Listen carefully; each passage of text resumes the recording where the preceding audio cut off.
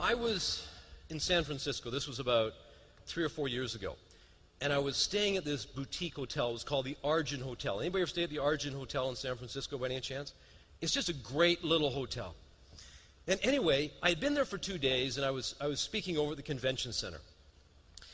And I was checking out, and I just had the most incredible experience. Like, it really was a special experience. Like, the service was unbelievable. The food was good. They just looked after me so well. Never been there before. It's not like they had, it wasn't like I was one of their great customers or anything like that.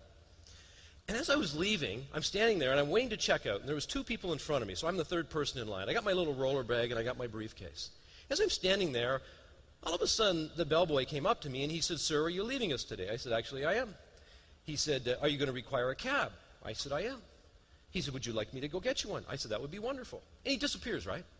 And then all of a sudden, he comes back 3 or 4 minutes later. He said, "The cab's waiting outside, sir. I got the trunk open. Would you like me to put your suitcase into the trunk?" And I said, "Well, that would be wonderful." So I take my briefcase off the top, and away it goes with my little roller bag. And I just remember looking at him, and I'm thinking, I hope he works here. You know what I mean? But he's rolling away, and then all of a sudden he comes back.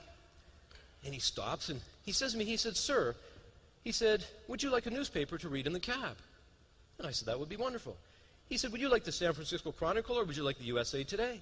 And I said, "I'll take the USA Today. It's got way more pictures." You know what I mean? I like that. Walks over, brings me back a newspaper. I grab the newspaper. I'm checking out. I'm working my way to the cab. Guess who catches up with me? Yes.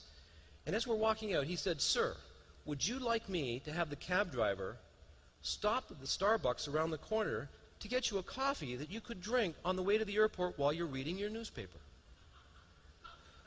And I'm thinking, do you have any idea how big your tip is getting? Now, let's think about what just happened to me. I'm in the cab, I'm driving away, we stop at the Starbucks, got my coffee, got the newspaper, never even looked at the newspaper. I was just thinking about this experience, because I love cool experiences like that, because it teaches about some things that we can do, you know what I mean, how we can improve. And as we're driving away, I'm thinking to myself, you know what that gentleman did? And I feel bad, I don't even know his name. I tell this story all the time, and I don't even know his name. And I just wish that I did, because it would bring the story home a little bit better. But I'm thinking, you know what he did to me? He made that experience memorable. So memorable, but 3 years later, I'm still talking about that one experience. And then I thought to myself, how much did it cost him to do that? How much is it worth? How much did it cost? How much is it worth?